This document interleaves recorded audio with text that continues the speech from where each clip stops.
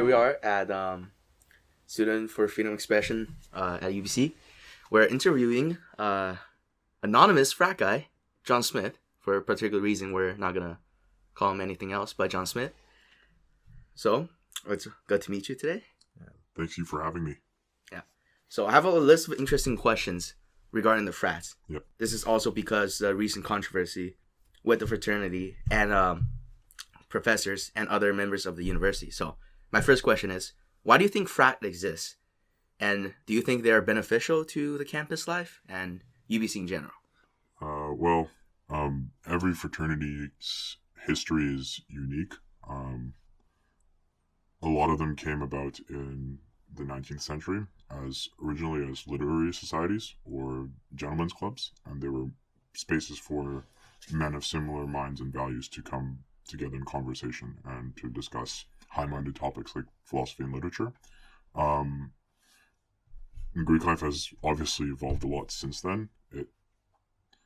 A lot of these fraternities were Christian and specifically either Catholic or Protestant in origin, and they were tied to either Catholic or Protestant universities in the United States. That's kind of changed. Now you have like Asian fraternities, African American oriented fraternities, Jewish fraternities, all the like. Today, Greek life is mostly a space for men to come together around common values and shared experiences, to make lifelong friendships, to make social connections, to find employment opportunities because of all the alumni and the long history of these organizations, and also to have a good time. And another thing I'd say that often gets missed is how much emphasis fraternities place on philanthropic and community service endeavors. Every fraternity at UBC has a cause that they fundraise for, just as every sorority does.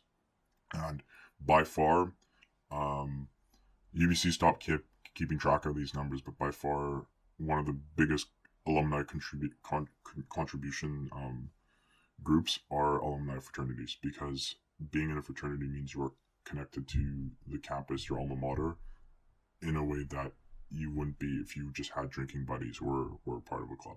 It's a place where meaningful experience is created, and that is beneficial. Also, Vancouver's expensive, UBC's expensive. The fraternity houses, they're a little bit gross, but they're beds for people to sleep in, especially international students after first year. Well, do you think you already talked about how frats has changed since then? So, how has frats evolved? Since its creation, and does it or should it hold a different place in today's society?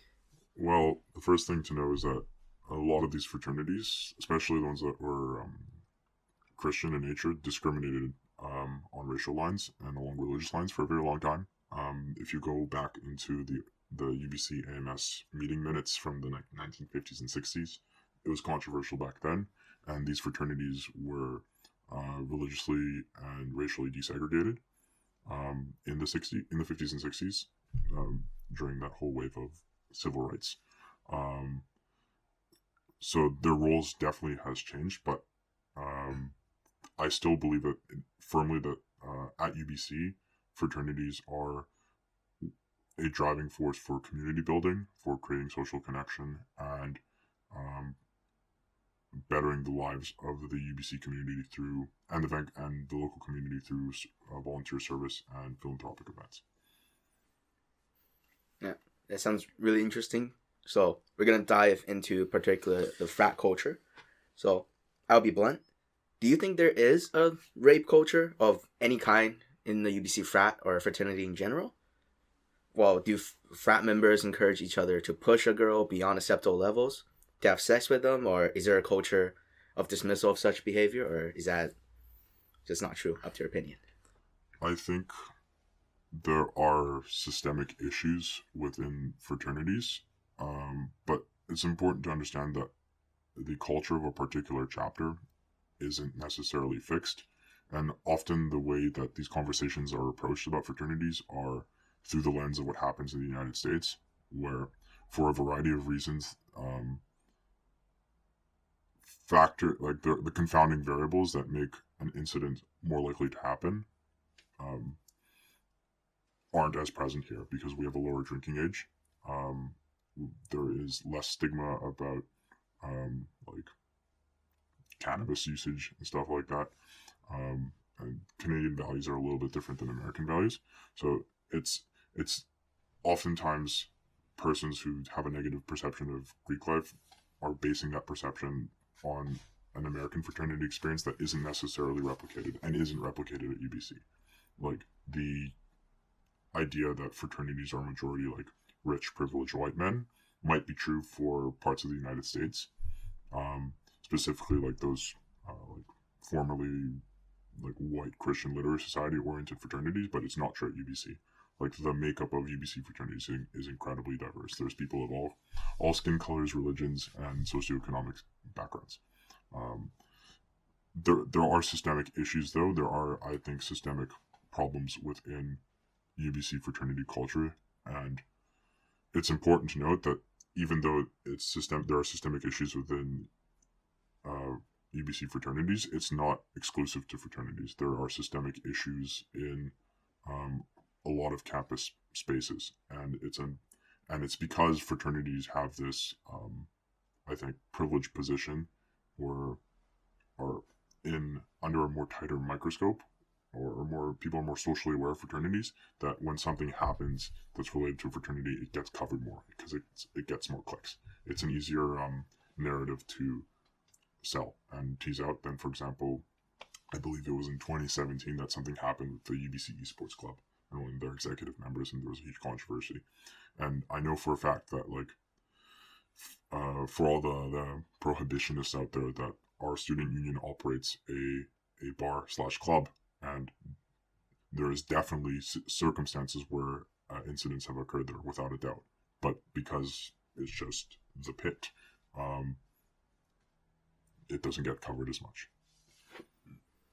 So, what are your general thoughts on the steps that UBC have implemented to prevent this kind of situation? For example, the sexual assault seminar. So this was the reason why it was brought in was because of an incident that happened between former IFC president and a candidate at the time who was running for AMS, and there was a question that was asked in the room, and this is just what I've heard. This is like third-hand account. The question was asked in the room, and then it was not a good question, and this person didn't do anything to stop it, and it then landed as an op-ed in the UBC the next day, and it caused a whole scandal. That former president, to my understanding, had to transfer out of UBC because of the fallout, and in response to that, it became clear to the Greek community that we needed to do more to create members that are better informed and better educated and better equipped to deal with incidents like these proactively, to prevent them from happening, and also how to respond effectively. And if you'll notice, Greek Life is the only real organization that does this at an institutional-wide level. Like the AMS does have, if I remember correctly, like sexual assault seminars for club executives, but you don't see sexual assault seminars and training being given to students in first year res. And September is a red zone for sexualized violence. We know that from all the studies, and it feels as though we are doing a lot, and because we are doing more, when something happens, it is reflected as though we are failing, when in fact there's no such thing. There's no perfect outcome. There's no way, unfortunately, as much as we wish we could, to prevent 100% of the things from happening, because the unfortunate reality of it is that fraternities host parties. Party culture is a thing at UBC. It's not as intense as it is in the States, but party culture is a thing, and fraternities don't 100% control who walks in to their house's doors with a ticket.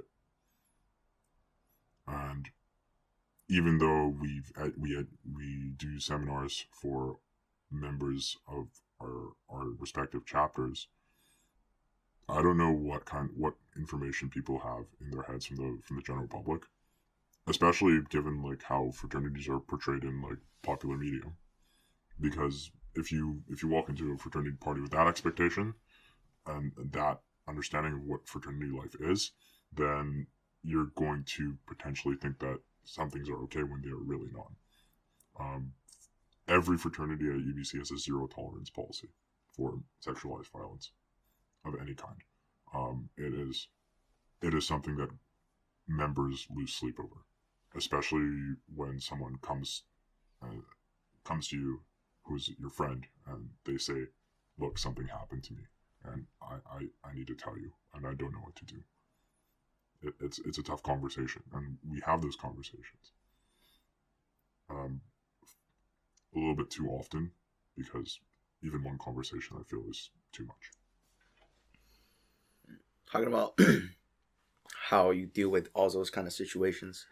So, I don't know if you're familiar with the SASC. Yeah, SASC is they're the organization that does the seminar training for the Greeks at UBC. Yeah. So, SASC, they actually criticize Santa Ono for reporting the alleged drugging to the UBC, the incident that was pretty recent, that caused the whole controversy right now, saying goes against their survivor-centric approach. And that is an action towards a particular conception of justice. So, do you agree with Santa's decision? And why do you think that SASC is criticizing against this? And what is their conception of justice? So, I think it's important to define what survivor-centric means if we're going to have a conversation about that. Survivor-centric just means you do as the survivor of the incident requests. And because sexualized violence is a traumatic experience, and every individual deals with trauma differently and has to cope with it and reconstitute themselves in a different way. I would say that Professor Adshade tweeting about it, even though she says she got the consent of the survivor to tweet about it, I don't know if that's survivor-centric either, because personally, if I were in that situation, or if my friends were in that situation, and after something like that happens, the next day you have a media firestorm and you have cameras rolling up to the fraternity village, that would make it, I'd imagine, very, very difficult to speak out, especially since like what the SASC seminar teaches us is most times incidents of sexualized violence are perpetrated by people that you know, which makes it very difficult to deal with. And so, yeah, I do agree with SASC critique. Like, the university's response wasn't survivor-centric, but from like a public relations standpoint, what else could they do? If they had done nothing, they would have been accused by members of not doing enough to bring an alleged disgusting act of disgusting violation of bodily autonomy. Just let it go underhanded. So go unnoticed. So they were I feel like the UBC was put in a real catch-22. They were damned if they did something and damned if they didn't. So SASC's conception of justice isn't perfect, but it's definitely better than the conceptions of justice that we have today. Like I'd say that the criminal justice system isn't really equipped for helping people process trauma. It's good at looking at evidence, if there is any, and that's another issue altogether, because a lot of the time these cases amount to basically hearsay, he said, she said, and then making a determination to the best of the justice system's ability.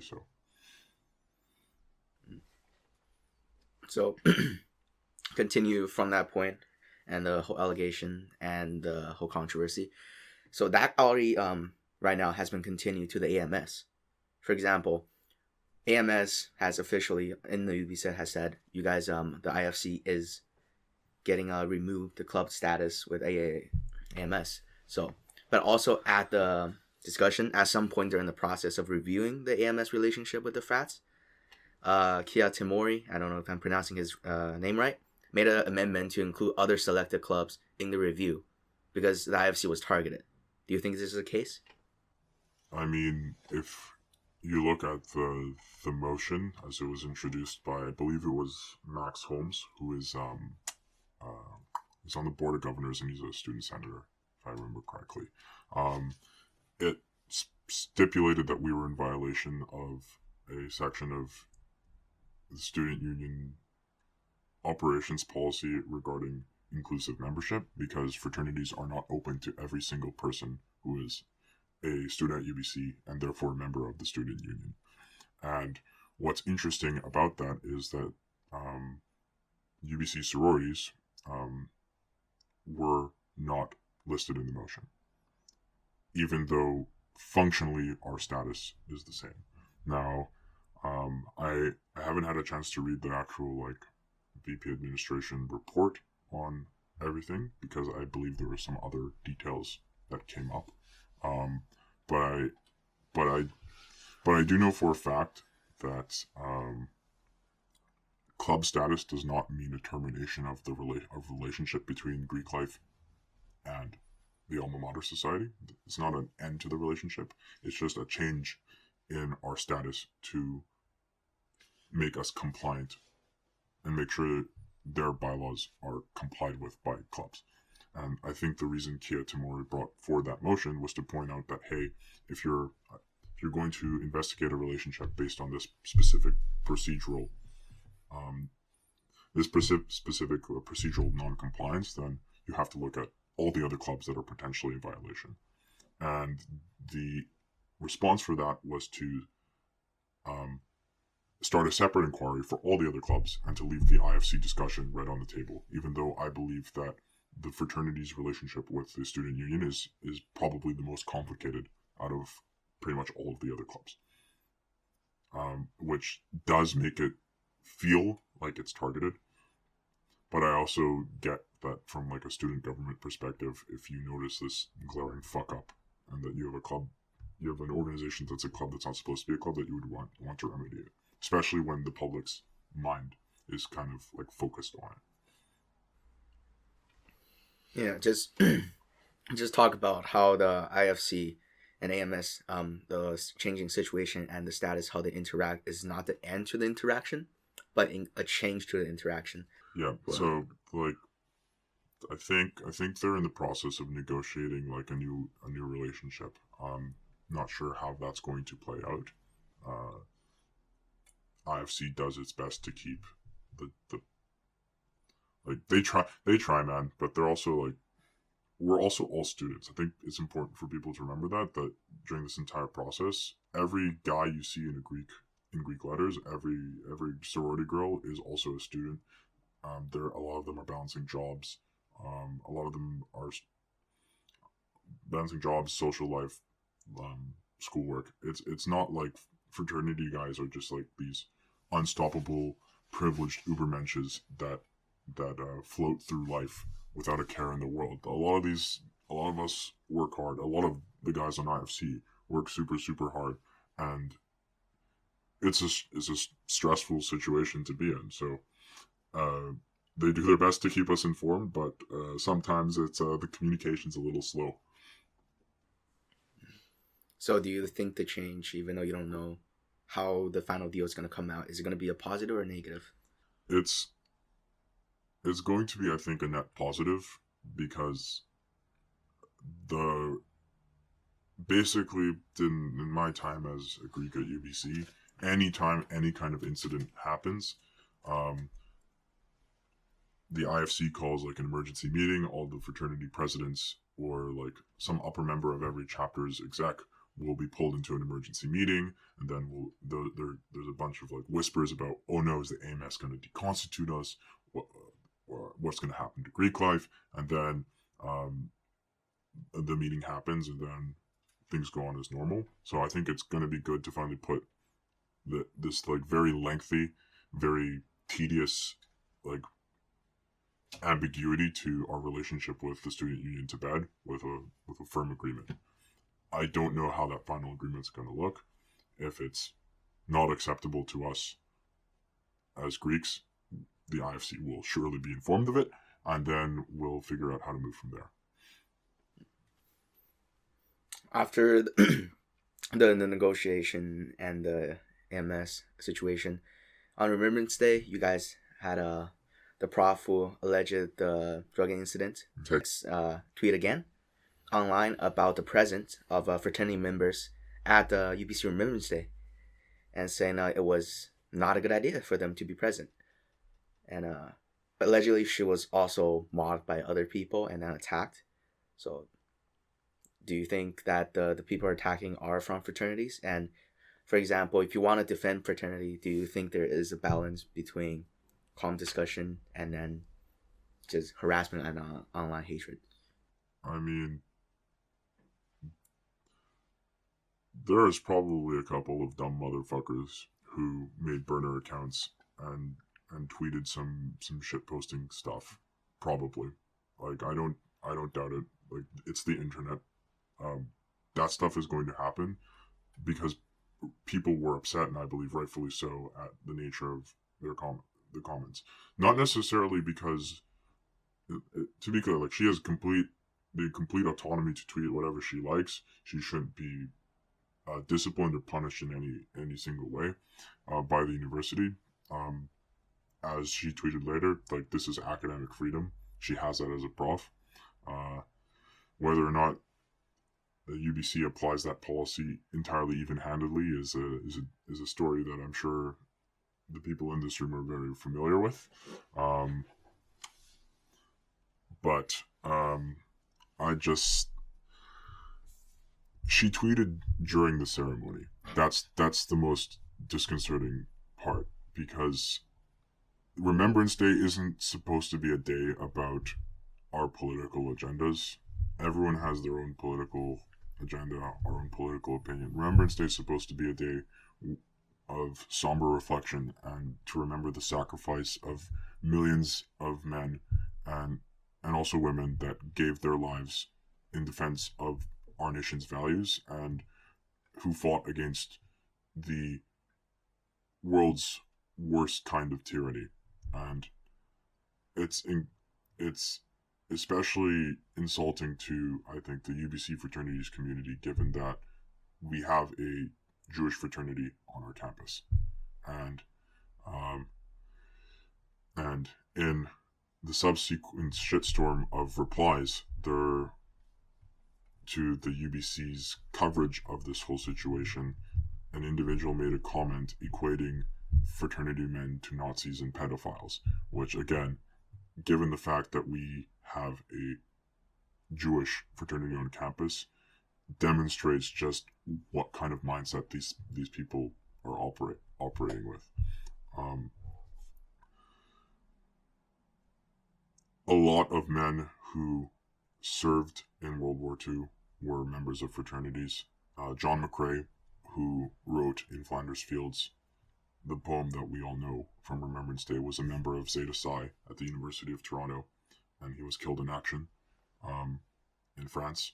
I saw some tweets on Twitter in response to all this where UBC's Alpha Delta Phi chapter, or Alpha Delta as they like to be called, was reduced to 4 members because almost the entire chapter enlisted during World War I and World War II, and most of those guys didn't come home. And I'm sure there, I think in Beta Theta Pi had 99 men go over, and 9 of them didn't come back. So that's infuriating. Putting that aside, every group on campus, every Joe Schmo, every club has the right to request the university to lay a wreath at Remembrance Day. These fraternity men took time out of their day to set up the ceremony, to participate in the ceremony, and to pay homage and pay respects. If other individuals, if Marina Adshade, the professor in question, and people who feel like her wanted to have a more representative Remembrance Day. They had every opportunity to do so. So this just seems like a callous, very self-centered tweet, I think a mistake on this professor's part that was rightfully criticized. But there's a difference between criticism and threats of violence and threats of sexualized violence, especially given the allegations that the UBC fraternity system is under right now. I do know that this story was picked up by the rebel media, and the followers of the rebel media are sometimes not the sanest people in the room. So it's not surprising that that line was crossed, I believe. But so far, to my knowledge, I have seen no evidence that any member of UBC fraternities was involved in that kind of disgusting behavior. And the IFC issued a statement internally. I know because it got our chapter president posted it in our little group, Facebook group, internally, saying that, like, guys, I get that you're mad, but stay calm, stay civil. And then after this professor had tweeted that she had received threats, we made another public statement saying that the fraternities made another public statement saying that it was like any kind of threat of violence was absolutely unacceptable, and it goes against fraternal values. Fraternal values are that of honesty, of humility, of compassion, of hard work, of really lifting each other up. I think fraternal values at their core dovetail and complement very nicely with just good, solid values. And the other aspect of this, I think, is that even if one individual in Greek letters did something or said something that was beyond the pale, or the notion that all men who wear Greek letters are somehow collectively responsible, when you apply it to literally any other situation, is absolutely ridiculous. Could you imagine if a Jewish student on campus said something uncouth, and then collective responsibility was pinned on every single Jew at UBC? Or if the actions of one Muslim student was taken to represent the views and opinions of every Muslim student at UBC? It'd be ridiculous. But for some reason, because, and it's partially because we do have a burden placed on us that when you join a fraternity, you do kind of start representing your fraternity no matter where you are. But this notion that we're all collectively responsible for individual actions, it's taken too far. There's a difference between a systemic problem and systematic issues and systematic responsibility. And in some places in the States, unfortunately, there was systemic responsibility, and those Greek life systems were rightfully shut down. But UBC isn't one of them. I think that's actually a perfect end to our interview. Thank you so much for coming in here and then giving us a unique perspective on how the fraternity view the whole situation, as it has been one of the toughest situations you guys been in for recent years, quite a while. So thank you so much for coming. Yeah, awesome. And thank you for listening or watching us. This is UBC Student for Freedom of Expression. See you next time.